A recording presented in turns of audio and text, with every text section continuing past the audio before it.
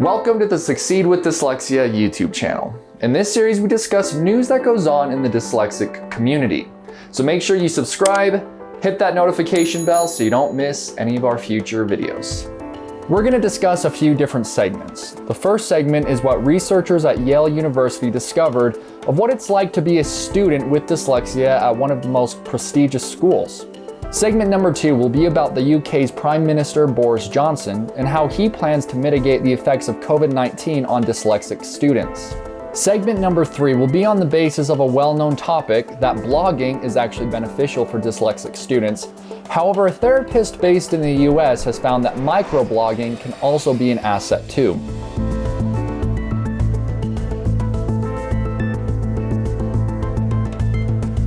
Researchers at Yale have been finding out what it's really like to be a student with dyslexia at one of the world's most prestigious universities. Some parents and guardians can be worried when it comes to their kids setting off for college. At this level, subjects require large amounts of reading, and it's perhaps a natural worry that someone with literacy difficulties like dyslexia might feel alienated or left behind by this kind of learning environment. But a study by the Yale University Center of Dyslexia and Creativity indicates otherwise. Graduates who identified as dyslexic scored just as well on a series of questions designed to assess their academic, social, and career progress as students who didn't have reading difficulties. Many students with dyslexia reported their college experience and life after graduation were more satisfying than students who didn't have reading difficulties too. Many students also opened up about how having dyslexia has multiple benefits, like the ability to creatively solve problems or think outside the box. Indeed, less than 50% of the surveyed students who had dyslexia said that if they had the choice, they'd rather not have the condition. Dyslexia has long been regarded as something that can have an impact on a student's ability to achieve, but only recently have we started considering that the impact might be a positive one. With universities making use of new technology and becoming more aware of students' needs every year, it's a great time for young people with dyslexia to step into higher education.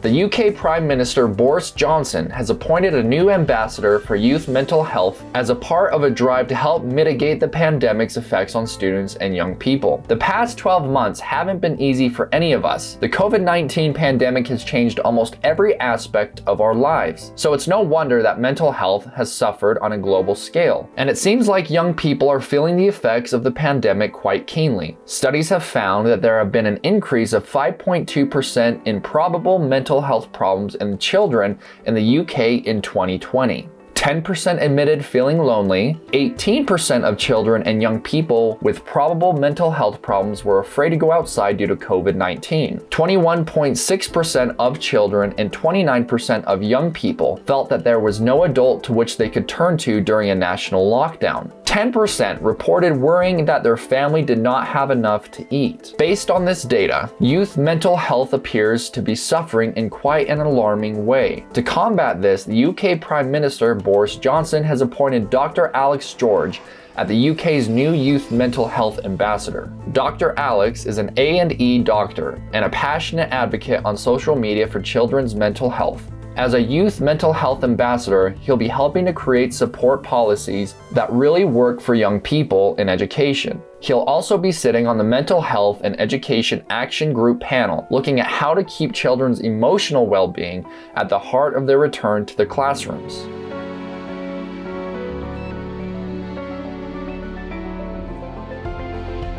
The global dyslexia community is well known for helpful and informative blogging. But one therapist from the US has been showing how microblogging can help raise awareness too. Everybody who's anybody is on TikTok these days. From dog videos to art tutorials, it's a quick fix for all kinds of media. One thing that's becoming quite a trend, however, is users utilizing the site's reach and popularity to raise awareness for conditions like dyslexia. Lindsay Fleming, a therapist from the US who was diagnosed with dyslexia at age 6, posted a video to TikTok a couple months ago. The clip shows how somebody reading with dyslexia might experience a block of text and why reading can sometimes be difficult. In the TikTok, she challenges viewers to try to read a wall of text that's been edited in behind her. The letters move and change, effectively mimicking the way for some people with dyslexia, things can flick around and alter in a way that makes them difficult to make sense of at times. The video hit more than 120,000 streams this month and has raised a lot of awareness about the struggles that people with dyslexia can face when it comes to reading extended excerpts or working with text isn't optimized for users with dyslexia. She also clarifies that this is simply how words often appear to her, and that dyslexia looks different to almost everybody that has it. It's a spectrum, and its effects can take many forms. In today's world, social media is king when it comes to spreading news on various topics. So in this segment, we're going to discuss just how effective social media has been on the dyslexic community. We're going to first go on the threads of Facebook.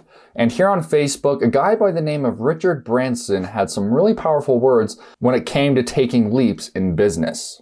When I started, I was 15, I was dyslexic, and I needed people better than me to be around. One of the advantages of being dyslexic is I became a great delegator. And when I talk to various people who are starting up in business, the most important thing I can tell them is delegate. Find somebody better than yourself to do the day-to-day running.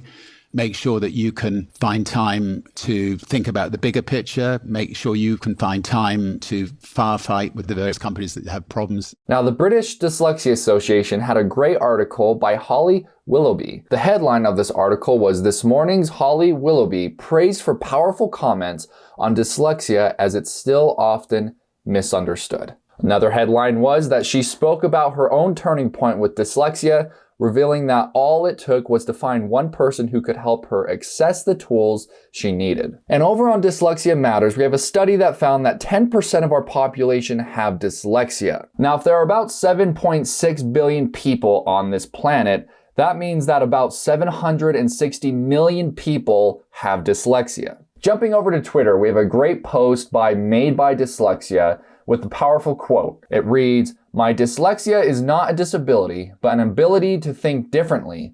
And if this world needs anything at this moment, it is people who think differently." Moving over to Instagram, we have Nick Cho, who recently posted a video about dyslexia. Hey, I'm your Korean dad. Did you know that hashtags can be either accessible or not accessible? There are people who can't see or can't easily see words on a screen, and they'll use a tool called a screen reader. If you're using a hashtag that's multi-word, when the words in your captions aren't capitalized, sometimes the screen reader just sounds like it's reading gibberish. Hash your Korean. If you capitalize each word in your captions, the screen reader can read them a little more clearly. Hash your Korean dad. This is also helpful for people with dyslexia or cognitive disabilities. I always want to be more inclusive in everything I do, don't you? I know you do. LinkedIn has become a behemoth of a marketing tool. And in this post, Shiana talks about dyslexia in conjunction with education for a specific person. A child with dyslexia couldn't read until age 13, achieves a first-class honors degree. This represents the impact of intervention and sheer self-determination and self-belief to succeed. This is the virtual roundtable portion of this video. In this segment, I'm joined by Julia and Kristen as we discuss our campaign, DEARForDyslexia. Succeed with Dyslexia is proud to be launching a new campaign and hosting a conference all about reading this month. DEARForDyslexia runs in the UK on the 29th of March and the US on the 30th of March. This free virtual event is open to anyone to attend and is aimed at educators and parents. I'm pleased to be joined by the two people who are bringing these events together, Julia Clouter and Kristen Koeller. Welcome and hello to you both. So first off, Kristen, I just want to ask you more about what the DEARForDyslexia campaign is all about. Okay, yeah. Hey, thanks, Jeff. DEARForDyslexia Festival in the U.S. is on March 30th. The DEAR stands for Drop Everything and Read, which is our celebration to take a little time every day where everybody can stop what they're doing and engage in reading in an enjoyable way. Teachers, students, parents, we just drop everything and read so that we can connect with books and stories and with each other. That's wonderful. Thank you. And now over to Julia, who's in the UK. I understand that a whole wealth of resources have been developed to support this campaign. Could you tell us about what is available to schools and how to access those tools? Yeah, sure. I'd love to. Hi, everybody. Well, there's lots of things that we've been creating, Kristen and I, for you to use in the classroom. The resources are appropriate for the US, the UK. Actually, it should be appropriate for everybody who's interested in supporting learners who struggle with reading. And really, I think the age group that we're looking at is those younger learners between the ages of, say, 6 and 12. I think probably most appropriate for those learners. Would you agree with that, Kristen? Absolutely. Yeah. So first of all, there's a campaign booklet.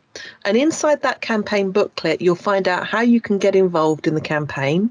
And this is just about how you really encourage children to do this business of reading.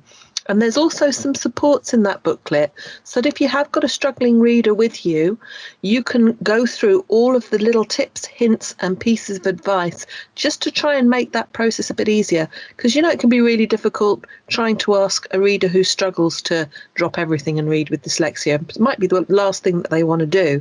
So we're trying to find ways to encourage and support those young readers to really want to be part of it and enjoy the celebration of reading.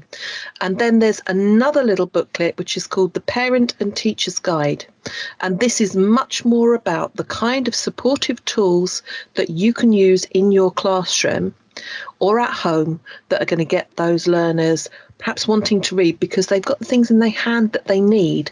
So I'm talking about maybe if you've got a learner who is a bit of a fidgety kind of learner or fingers always on the move, perhaps maybe you provide them with a fidget toy so that when they're doing their reading, their hand is occupied and they're fidgeting with their toy. That could be something that you could put into a box. It could be in your classroom, take it out at reading time. So we've got this idea of a literacy toolbox. And the booklet tells you all the things that you could put into this toolbox that will support learners. And there are some top tips for school and for home for how to get our readers engaged with reading. There's some posters too, and there's a campaign pack that some schools are picking up, and it's got things like stickers and posters too. That's awesome. Thank you. Thank you for sharing all of that. For people who come across this stuff, they're going to want to know how they can get involved, and particularly U.S. schools. So, Kristen, could you talk a little bit about how some of the schools over here stateside can get more involved? All of the great resources that Julia described are available on the website. It's DEARForDyslexia.org, DEARForDyslexia.org. And you can download those resources, those bookmarks. Language is such a beautiful thing. Fidget toys are fidget spinners. Tubaloos are whisper phones. And reading windows are reading windows in the US. So those tools and toys, as well as bookmarks, reading activities are all on the website. So educators can go there, parents can go there. You can download those tools. You can sign up and register for our newsletters and other resources and be on our email list to find out more and stay involved. I think one of the best things that parents and teachers can do is to read together with their child and send us a picture, take a selfie, and post it on social media, on Facebook or Twitter with the hashtag DEARForDyslexia. If you use that hashtag, we can see you while you drop everything and read for dyslexia and have fun with those books and encourage that reading practice, even though it can be hard sometimes. It's better when we do it together. Over in the UK, where Julia is based, obviously these people are going to be interested in the speakers. And Julia, could you tell us a little bit more about those speakers? Yeah, of course. I'm so excited. We have got really some superb speakers, and they're going to cover a whole range of topics so that if you have got a young reader, you can stay involved and interested all day. From the start of the festival to the end of the festival, there will be really high quality information. We're going to travel around the topics. We're going to start the day with Georgina Durrant, and Georgina blogs and writes about SEN, that's special educational needs learning supports. So she's someone who comes across lots of different accessibility tools. And she's got a really good idea of what works because she tests, she talks to parents, she finds out how parents feel supported with these different accessibility tools and has discussions about the kind of progress that children are making. Then we're going to move on to Neil Alexander Pass, and he is going to be telling us about the impact of not having a dyslexia diagnosis or recognition happening at the right time, which is really as soon as possible for young people. We're going to follow up with Carol Allen, who's going to be talking about school libraries, and she's going to be sharing some fabulous strategies for how to help children really enjoy books, and she's got lots of great ideas. And then finally it'll be Michelle Catterson from Moonhall School, and she's a head teacher, and when she started at the school there was I would say her school reading area was not looking so great. It didn't look warm or inviting or friendly. And she wanted to put reading right at the heart of the school. So she's going to be talking about that journey of how she managed to evolve the whole culture in the school from learning being of low to no importance to a fantastic, comfortable library area, a school that talks about reading and how to support reading and about accessibility all the time. So all of the students want to be reading and enjoying and using the tools that they need. So that's going to be great. And then we'll have a panel session at the end where Carol and Michelle and myself will be having a chat and answering questions. So you've also got that expert panel available. People who will be attending, they can really see like these are very reputable people. Like they know what they're talking about. They've been in this field for a very long time. I think that's fantastic. And then over here in the U.S., Kristen, tell us about some of the speakers that the U.S.-based folks are going to be able to listen to and interact with. I am so excited for the speakers in the U.S. We also will host Carol Allen, who is excellent at helping us understand how to engage reluctant readers. She knows so much about how to get them engaged with books, how to get them interested in reading, and she's going to share all of her tips and tricks for that. We also are speaking with Winifred Winston. She has an amazing nonprofit out of Baltimore called Dyslexia Advocation. She's going to help parents understand how to navigate dyslexia support within the school system. It can be an unfamiliar place for parents and sometimes an intimidating place. And Winifred has all of the things that parents and teachers need to know in order to work together in a partnership to help dyslexic students in schools. We're also going to talk with a young man named Jake Sussman. His nonprofit partners a mentor and a student with similar learning differences. And what he's doing with young people across the world is really, really amazing. So I can't wait to hear from him. We're also going to talk with Jan Hasbrook. She is a researcher and a beloved author in the United States, and her most recent book is called Conquering Dyslexia. She wrote this book in part to help teachers and parents learn how to support students with dyslexia, learners with dyslexia, but she also has a personal touch in this story because her family too is touched by dyslexia. So Jan is always bringing great information to the table. And at the end of our day, we will also have a panel discussion with all four of our speakers. So attendees can ask questions and we can get even more information out of them. So it's going to be a very exciting day in the US. Thank you so much, Julie and Kristen, for joining me today. We're really, really excited with everything going on. And I think this is going to be a big help to a lot of people in the dyslexic community. So thank you so much for joining me. You're welcome. We'd love everybody to come along and attend. So do sign up. There's lots of space for you. Happy to be here, Jeff. Go to DEARForDyslexia.org and sign up for our festival. We'll see you there.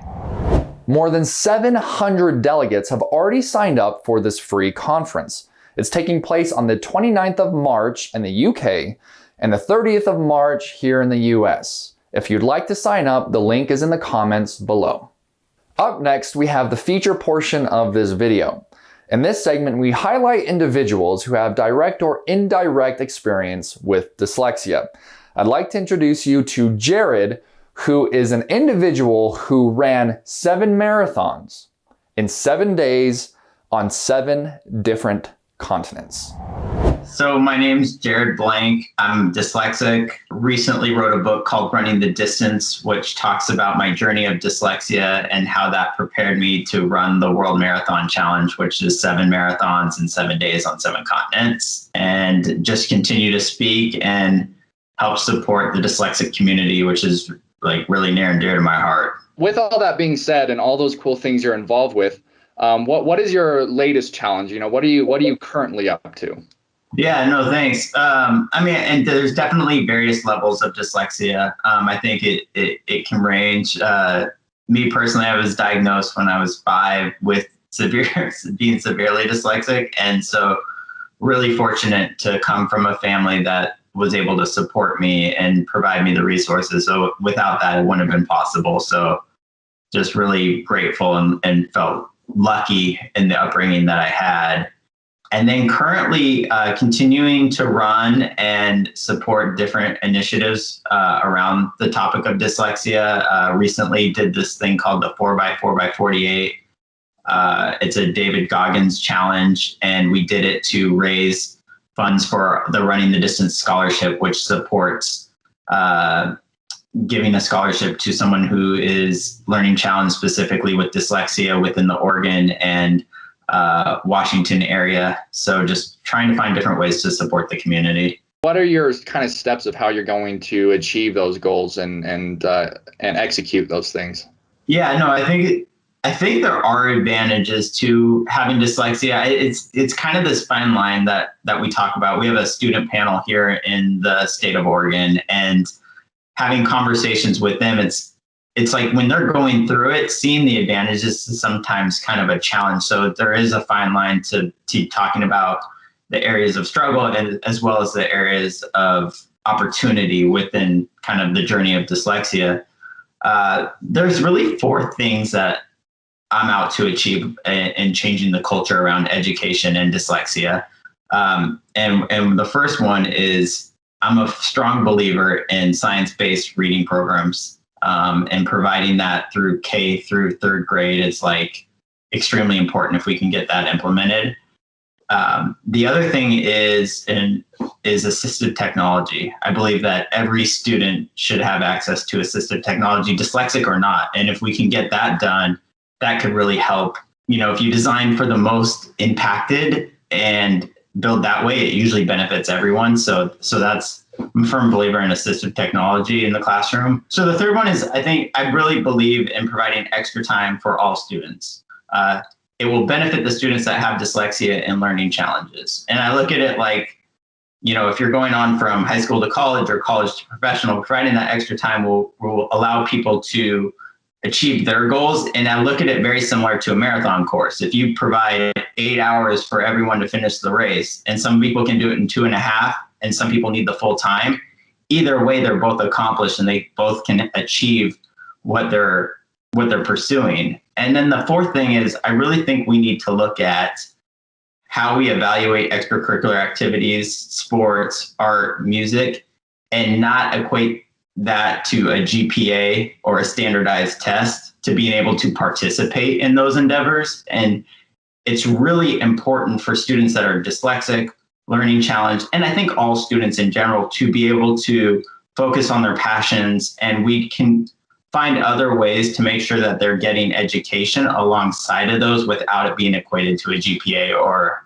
a standardized test to participate. If we can achieve these 4 things that I'm talking about from a standpoint, I think that could really shift the culture for how we think about dyslexia and how we can build a universal system that could be applicable to all. And that's really the hope, right? The most we can help engage the most amount of people, if we can bring more people to the table in their pursuits, then we're going to have a better society in general. So that's really the goal.